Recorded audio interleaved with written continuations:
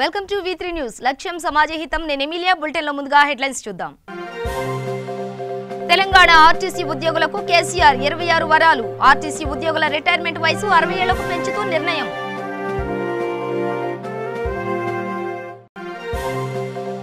కరీంనగర్ జిల్లాలో ఘనంగా తెలంగాణ పీడీకం 2019 కాన్ఫరెన్స్. ఈ కార్యక్రమానికి ముఖ్య అతిథిగా హాజరైన తెలంగాణ హోంమంత్రి మహమూద్ అలీ. ఉల్లి ధరలపై నిరసనలు తెలిపితే అరెస్టు చేస్తారా? ఏపీ సీఎం జగన్ ను నిలదీసిన మాజీ మంత్రి పరిటాల సునీత.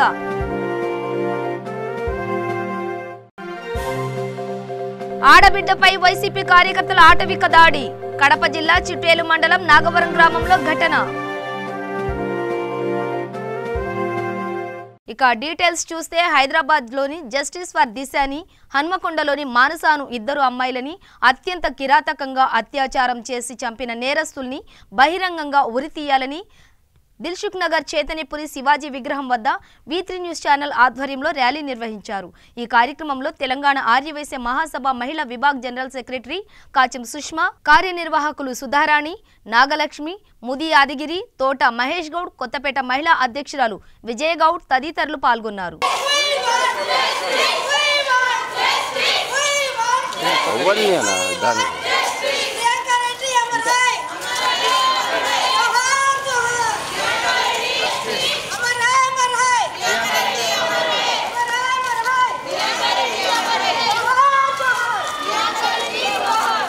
స్వతంత్రం వచ్చి 50 సంవత్సరాలు అయింది.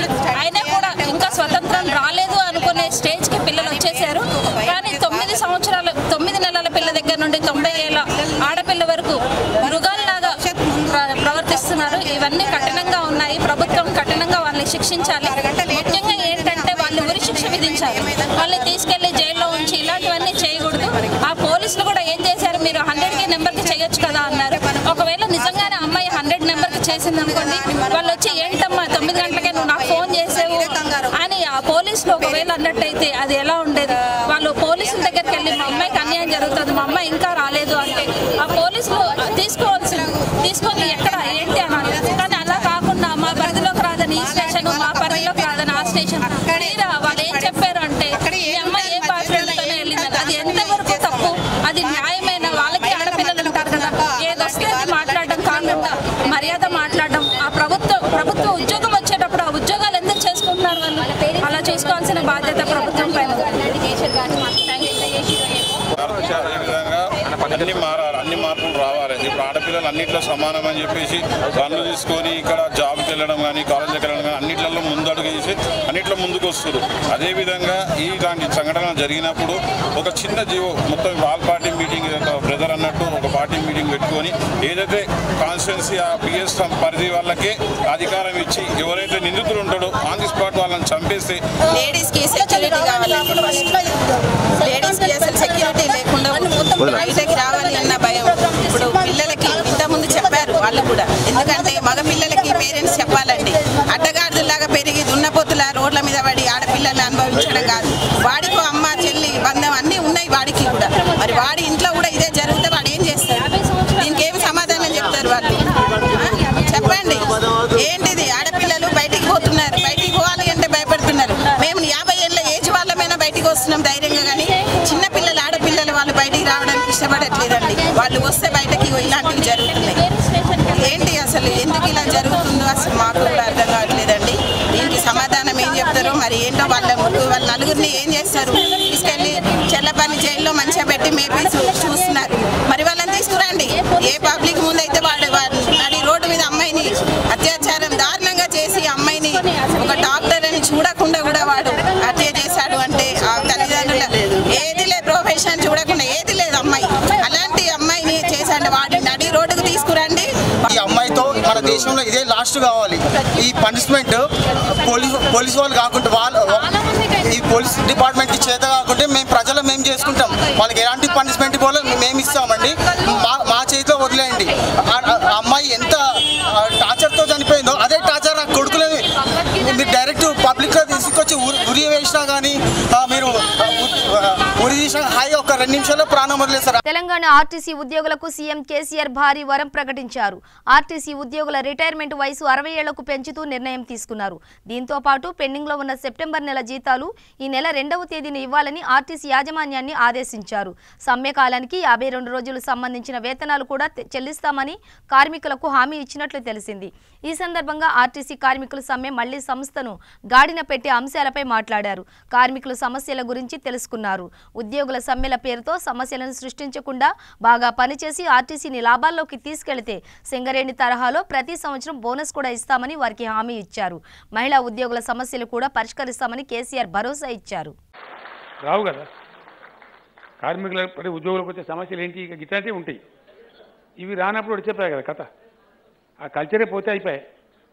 అంటే అందరం హ్యాపీగా పనిచేస్తాం, మాకు ఇబ్బందులు లేవు అనే వాతావరణం మొత్తం కథమే అయిపోయాయి ఎక్కడిదక్కడ. So kindly create that atmosphere. Positive డైరెక్షన్లో పాజిటివ్ వేలో ఈ వ్యవస్థ ఎట్లా మనం నిర్మాణం చేయొచ్చు, ఈ పద్ధతి ఈ కల్చర్ ఎట్లా డెవలప్ చేయొచ్చు. You people will enjoy a lot. I'm telling you. ఎక్కడైతే మీకు మంచిగా ఉంటుందో మీకు ఎండ్ ఆఫ్ ద డే మనకు వచ్చే సాటిస్ఫాక్షన్ ఏంటంటే తృప్తి ఏంది, జాబ్ సాటిస్ఫాక్షన్. అందరూ కలిసిమెలిసి ఉండి మొత్తం సంస్థ అందరం బ్రహ్మాండంగా చేసి సంస్థ లక్ష్యాలు సాధించి ప్రజల మంచి పేరు తెచ్చుకొని 10 రూపాయలు ఆదాయం తెచ్చి అదే కదా కావాల్సింది అల్టిమేట్గా. So kindly decide your goals also. అధికారుల యొక్క లక్ష్యం మీరు ఈడీలతో నేను ప్రార్థిస్తా ఉన్నా. మీరు యాజ్ ఎ సీనియర్ ఆఫీసర్ మీరు వీళ్ళు వచ్చినప్పుడు నేను మొదటి రోజు చెప్పిన వీళ్ళకు మీకు చెప్పిన రోజు మీద నాకు తెలియదు కానీ ఈడీలు వచ్చిండ్రు. నేను చెప్పిన ఈ మొత్తం రాష్ట్రంలో ఆర్టీసీని ఇవ్వడం అతిగా ప్రేమించినట్టు నేనే ప్రేమిస్తున్నాయా, మీరు ఏమనుకుంటారో ఏమనుకుంటారో అని చెప్పింది.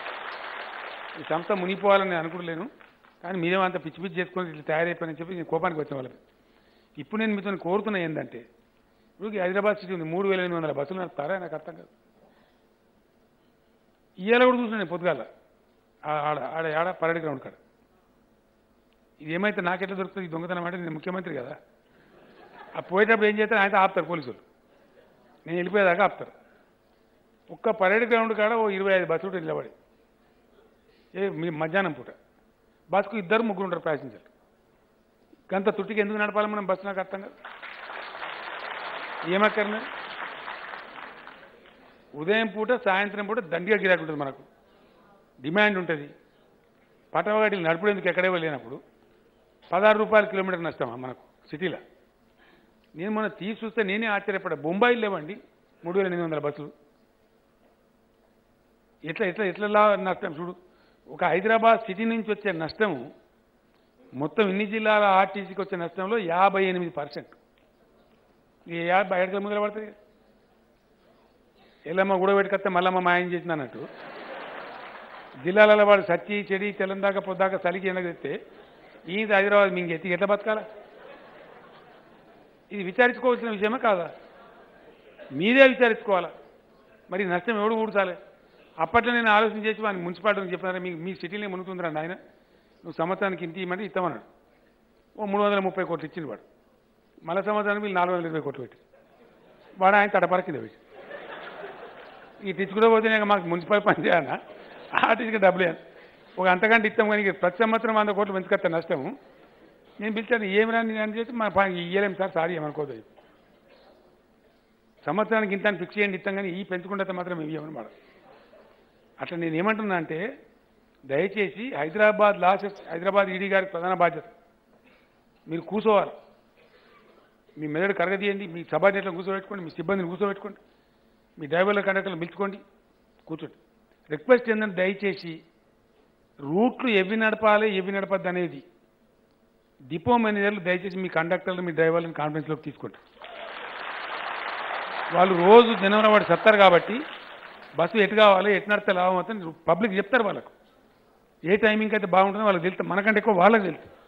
రోజు జనవరి వాడు సత్తారు కాబట్టి రూట్ ఫిక్సేషన్ ఒకసారి మీ సిబ్బందిని మీరు విశ్వాసంలోకి తీసుకొని చేయండి. ఎట్లా లాభం నేను చూస్తే అంతే కదా. మీరు ఇంకొక పని చేయాలి దయచేసి. మొన్న ఏమైంది, సమ్మె జరుగుతుంది. సమ్మె జరిగే సమయంలో ఒక 2 మనుషులు వచ్చారు నా దగ్గరికి. యాడికెళ్ళి మెదక్ టౌన్కి వెళ్ళి వచ్చారు. వాళ్ళు మెదక్ దొరకడం ప్యాసింజర్ ఇస్తాం మనం ఇవ్వద్దు కదా. సో అట్లా ప్యాసింజర్లను పెంచడానికి చెయ్యి ఎత్తినా ఏదెత్తినా మంచిగా కనబడితే ఎక్కువ బస్సు అని అడగాలి. మీకు పోటీదారులు ఎట్లా మోపోయినా వాడు ఊరికి 50 డీజిల్ అట్లా మోపోయింది. వాడు అన్న అంటాడు, బావ అంటాడు, ఇంటి ముందరికి పోతాడు, తమ ఎక్కడ ముసలి దానికి సంచి పట్టుకొస్తాడు, ఆటోలు ఎక్కించుకుంటాడు, మళ్ళీ ఈ ఊళ్ళకి వచ్చి ఇంటికాడ దించుతాడు, సూట్ కేసు ఇంట్లో పెట్టేస్తాడు. మరి వాళ్ళతో మీరు పోటీ పడతారా? పడతా లేరు. అదే చిన్న బాధ. పోయినసారి నేను అధికారులకు చెప్పిన, అందరు మీ ఇమ్లి బండ్కు రావాలి, అందరు మీ జూబ్లీ బస్ స్టాండ్ రావాలి, మీరు అనుకోవద్దా? ఎవడోడు ఏడాడెక్కుతారో కాలనీ పంటలు కూడా పెట్టరు, బస్ స్టాండ్లో జాగాలు తీసుకొని 20-30 ఎకరాలు ఎక్కించుకొని సిటీలు అని చెప్పినండి. కొన్ని దిక్కులో పెట్టినట్టున్నారు, బహుశా ఇంకా విస్తరించుకుని దయచేసి సిటీలో వేరియస్ ప్లేసెస్. ఇలా ప్యాసింజర్లను సంపాదించుకునే దాంట్లో మనం పోటీ పడాలి. ఇక్కడ ఒకటి మీకు బ్రాండ్ అంబాసిడర్గా నేను పనిచేస్తాను. ఎట్లా అంటే ఆర్టీసీ బస్సులో 100% చాలా సేఫ్ ప్రయాణం ఉంది, అందులో డౌట్ లేదు. చాలా తక్కువ, 0 యాక్సిడెంట్ మీద నడుస్తాం మన బస్సు. కరీంనగర్ జిల్లాలో తెలంగాణ పీడీకామ్ 2019 కాన్ఫరెన్స్ కరీంనగర్లోని ప్రతి ఇన్స్టిట్యూట్ ఆఫ్ మెడికల్ సైన్స్లో ఘనంగా నిర్వహించారు.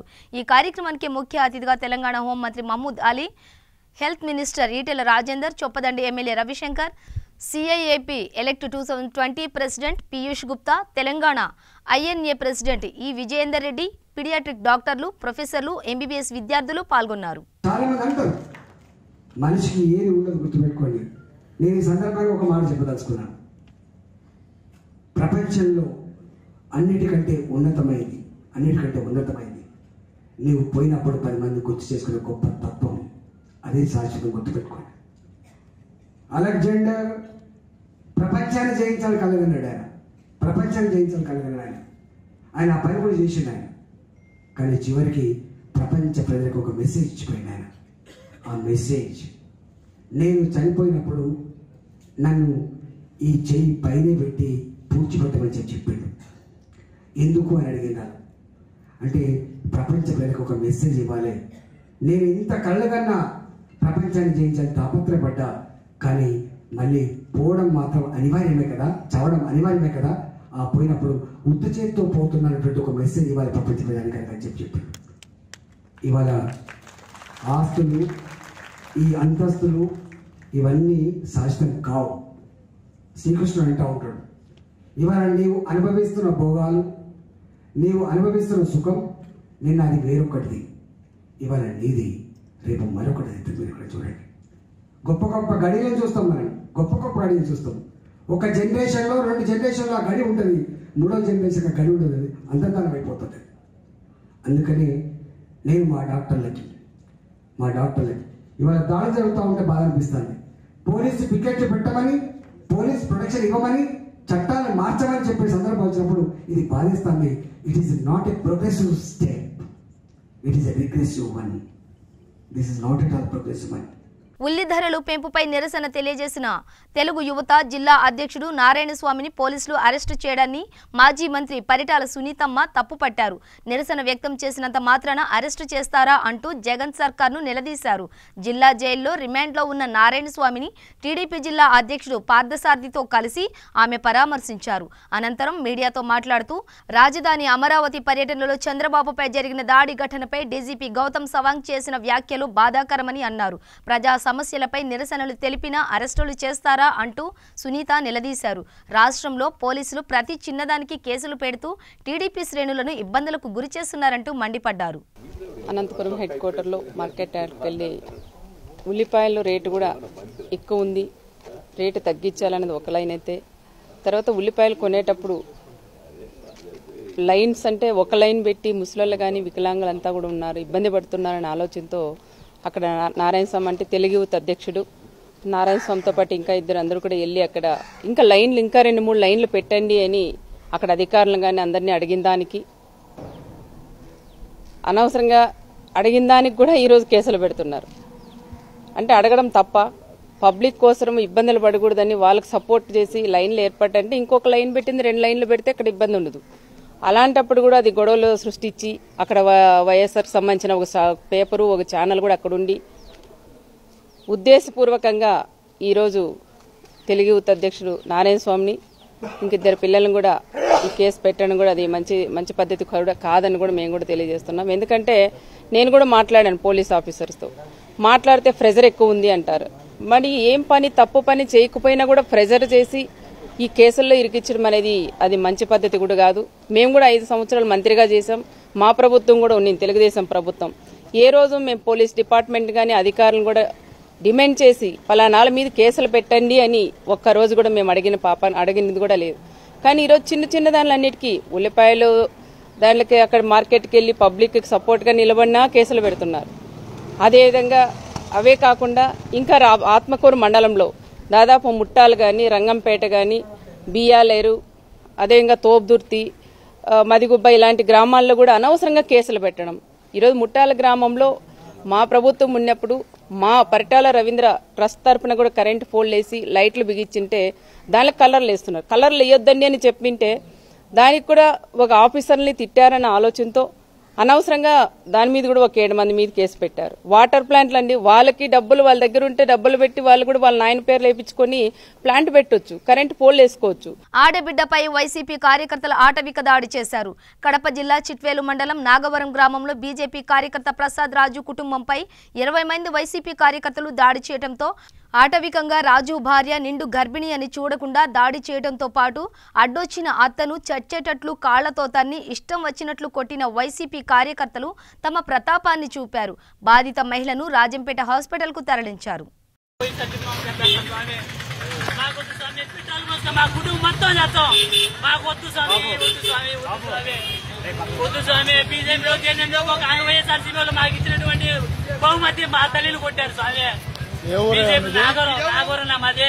నాగరు వచ్చి ఎంక్వైరీ చేసుకుని ఒక్క కుటుంబం రాజులు మేము బీజేపీలో చేరినందుకు వైసీపీ వాళ్ళు కుక్కలు కొట్టాను మమ్మల్ని. నాకు హక్కు లేదా? ఇప్పుడే చూడన్నా, ఇప్పుడే అంత అరగంట ఏదైనా జరిగే నాగరు నా మధ్య మా అమ్మకు చంపేసాను. 20 మంది పట్టుకున్నారు నన్ను, ఆడవాళ్ళు మగవాళ్ళంతా. మా అమ్మ పేరు సుబ్బలక్ష్మ, నా పేరు ప్రసాద్ రాజునా, జగదాపురంనా. చిట్వేలు మండలానికి అధ్యక్షుడిగా ప్రకటించారు బీజేపీ వాళ్ళు. ఆ కారణంగా మా అమ్మను కుక్కను కొట్టాను. అందరూ కలిసి నన్ను ఇంట్లో పట్టేసి బంధించి నన్ను మా అమ్మను చంపేశాను. గర్భవతిగా ఉంటే వాళ్ళతో కొట్టాను. తక్షణ మాకు న్యాయం జరగాలి, ఖచ్చితంగా వాళ్ళు శిక్షించాలన్నా. ఇంతమించి నేను కోరుకునేది ఏం లేదు. వాళ్ళు ఖచ్చితంగా తప్పు చేసి ఖచ్చితంగా కట్టగడాలు ఉండాలా. వైఎస్ఆర్సీపీ కార్యకర్తలు చోర్చని ఖచ్చితంగా నిర్మూలించాలన్నా. చూడన్నా మా అమ్మ చూడన్నా, అక్కడికి వచ్చి చూడండి. నేను బీజేపీలో చేరినందుకు మా అమ్మను చూడ ఏది నలుగురికి తెలియాలని ఇక్కడ కూర్చున్నా. నేను లోపలికి పోలే కాదు, రేపు ఇంకొక తల్లిని కొట్టారు. ఇది మంచిది కాదు. ఇది హైదరాబాద్ లోని జస్టిస్ ఫర్ దిశ అని హన్మకొండలోని మానస అను 2 అమ్మాయిలని అత్యంత కిరాతకంగా అత్యాచారం చేసి చంపిన నేరస్తుల్ని బహిరంగంగా ఉరితీయాలని నిజామాబాద్ జిల్లా తాడ్వాయి మండలంలో ర్యాలీ నిర్వహించారు. ఈ ర్యాలీలో సీతక్క మాట్లాడుతూ ఓ పక్క ప్లాన్ ప్రకారం అత్యాచారం చేసి అతి కిరాతకంగా చంపిన నేరస్తులని బహిరంగంగా ఉరితీయకుండా జైల్లో ఉంచి వారికి 3 పూటల భోజనం పెట్టి మేపడం సబబు కాదని ప్రభుత్వాన్ని ప్రశ్నించారు.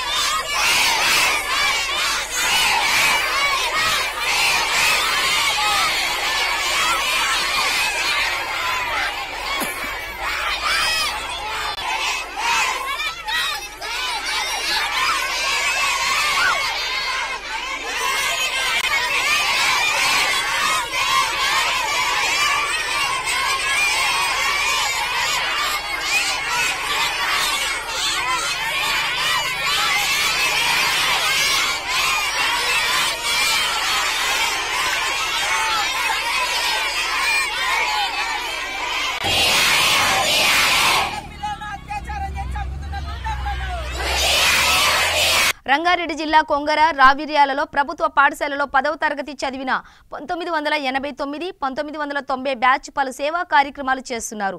పూర్వ విద్యార్థులు సుమారు 72 మంది విద్యార్థులు సింహం గ్రూప్ అని పేరుతో తమ చదువుకున్న ప్రభుత్వ పాఠశాలకు సుమారు 1 లక్ష రూపాయలతో మినరల్ ప్లాంట్ ను ఏర్పాటు చేశారు.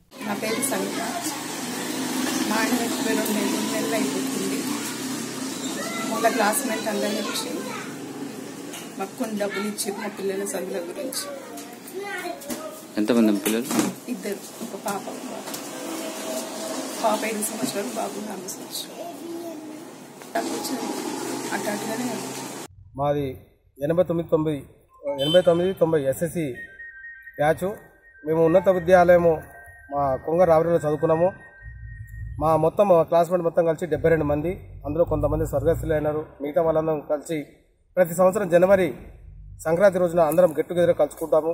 మా సంతోషాలు బాధలన్నీ ఒకరికొకరు పంచుకొని పరంపరంగా కొనసాగుతుంది. అదేవిధంగా ఏదైనా ఒక ఆదర్శంగా ఉండాలని మేము మా క్లాస్మేట్లో అశుభమే కానీ శుభమే కానీ దాన్ని సమానత్వంగా తీసుకొని అందరం మా దాంట్లో కులమత భేదాలు కూడా ధనికుడు పేద లేకుండా ఒకటే క్లాస్మేట్ విద్యాభ్యాసం చదువుకున్న అందరూ సంతోషంగా ఉండి మేము ఏదైతే జరుగుతుందో ఇన్సెట్ అంటే ఎవరైనా స్వర్గస్థులు అయినో వారి కుటుంబానికి ఆడపిల్లకు మాకు తోచిన విధంగా అందరూ సహకారంతో వారి కుటుంబానికి ఒక 50,000 బ్యాంకులో ఫిక్స్ ఇవ్వడం జరుగుతుంది. అదేవిధంగా పెళ్లిళ్ళ కార్యక్రమం అయితే వాళ్ళ గిట మాకు తోచినంత విధంగా ఒక జ్ఞాపకార్థంగా గిఫ్ట్ ఇవ్వబడుతుంది. అందరం కలుసుకున్నాం ఈరోజు ఒకరోజు. ముఖ్యంగా ఏంటంటే మా క్లాస్మేట్ అయినటువంటి చింతాకుల ఆంజనేయులు స్వర్గస్థులు అయినారు. అతన్ని కుటుంబాన్ని పరామర్శించడానికి వచ్చి మేమందరము క్లాస్మేట్స్ అందరం కలిసి కొద్దిగా ఆర్థిక సహాయం చేయాలని నిర్ణయించుకొని 50,000 రూపాయలు ఫిక్స్డ్ డిపాజిట్ చేసి చిన్న పాప పేరు మీద చేసి ఇవ్వడం జరిగింది. ఇంతకుముందు కూడా వేరే వాళ్ళకు ఇదే విధంగా మా కార్యక్రమాలు చేసాము. మా క్లాస్మేట్స్ అందరు చనిపోయినప్పుడు కానీ తర్వాత వేరే శుభకార్యాలకు కూడా కొద్దిగా వీలైనంత వరకు ఆర్థిక సహాయం చేశాము. ఇలాంటి కార్యక్రమాలు ఇంకెన్నో చేయాలని మేము అందరం ఆదర్శంగా ఉండాలని మా బ్యాచ్తో పాటు మిగతా విద్యార్థులు కానీ వేరే గ్రూపులు కానీ అందరూ కూడా కలిసి ఆదర్శంగా తీసుకోవాలని కోరుకుంటున్నాం. సిద్దిపేట జిల్లా చేర్వాల మండలం కేంద్రంలో షాదీఖానాలో గొల్ల కురుమల ఆత్మీయ సమ్మేళన సభలో హిమాచల్ ప్రదేశ్ గవర్నర్ బండారు దత్తాత్రేయ పాల్గొన్నారు. డప్పు చప్పుళ్లతో గొల్ల కురుమలు ఘనంగా స్వాగతం పలికారు. ఈ సందర్భంగా ఆయన మాట్లాడుతూ తెలంగాణ రాష్ట్రంలోని గొల్ల కురుమలను ఎస్సీ ఎస్టీ జాబితాలో చేర్చాలని కేంద్ర ప్రభుత్వానికి విన్నవిస్తానని హిమాచల్ ప్రదేశ్ గవర్నర్ బండారు దత్తాత్రేయ అన్నారు. ఈ కార్యక్రమంలో గొల్ల కురుమ చైతన్య వేదిక రాష్ట్ర కార్యదర్శి మాజీ ఎంపీపీ తోకల ఉమారాణి, జెడ్పీటీసీ సెట్టే మల్లేశం, బొమ్మగోని పద్మలింగం గౌడ్ పాల్గొన్నారు.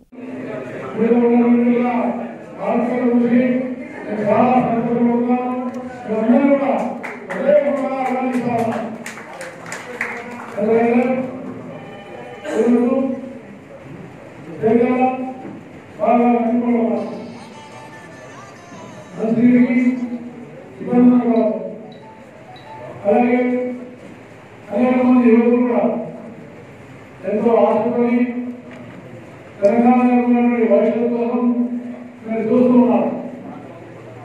ఇలాంటి సందర్భంలో నేను హిమాచల్ ప్రదేశ్ గవర్నర్గా ప్రజలకు మనం చేస్తున్నా ఏంటంటే మనము తెలంగాణలో మంచి బంగారమైనటువంటి తెలంగాణ ఒక దేవుడు తెలంగాణను మనం ప్రయాణించుకోవాలి. హైదరాబాద్ లో జస్టిస్ ఫర్ దిశ ఘాతకం మాపక ముందే రాజన్న సిరిసిల్ల జిల్లా వేములవాడ రూరల్ మండలం రుద్రవరంలో మరో ఘాతకం చోటు చేసుకుంది. 12 సంవత్సరాల మైనర్ బాలికను 21 సంవత్సరాల ధనుష్ అనే వ్యక్తి అత్యాచార యత్నంకు పాల్పడ్డాడు.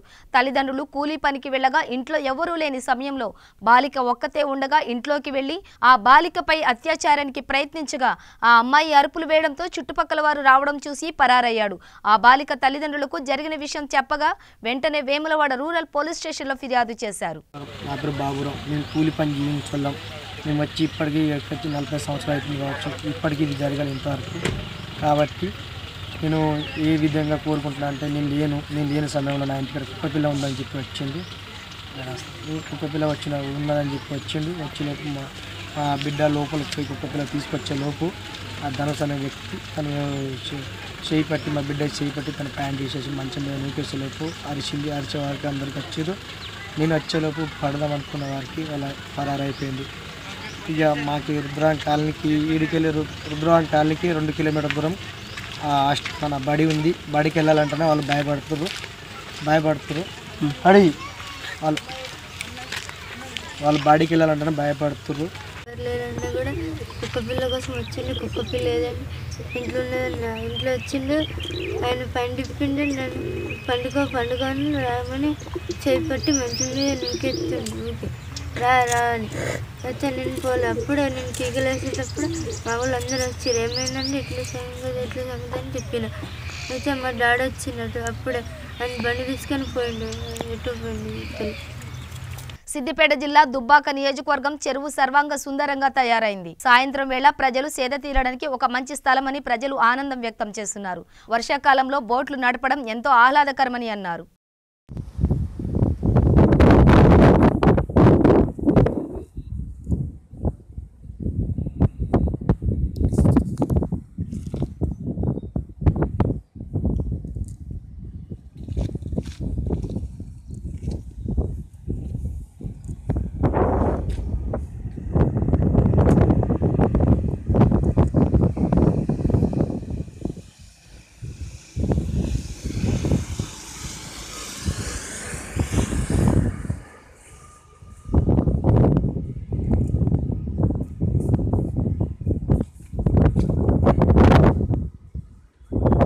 సంగారెడ్డి జిల్లా పటాన్చెరు మండలం చిట్కూరు గ్రామంలో దారుణం చోటు చేసుకుంది.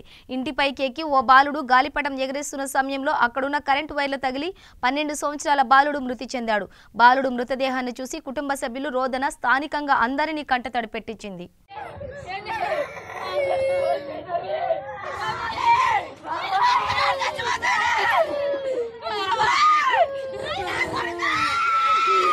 బులెటిన్ ముగించే ముందు హెడ్లైన్స్ మరోసారి.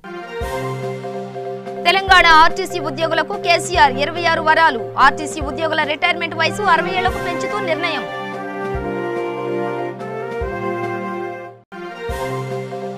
కరీంనగర్ జిల్లాలో ఘనంగా తెలంగాణ పీడీకం 2019 కాన్ఫరెన్స్.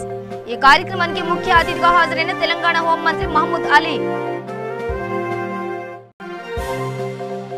ఉల్లి ధరలపై నిరసనలు తెలిపితే అరెస్టు చేస్తారా? ఏపీ సీఎం జగన్ ను నిలదీసిన మాజీ మంత్రి పరిటాల సునీత.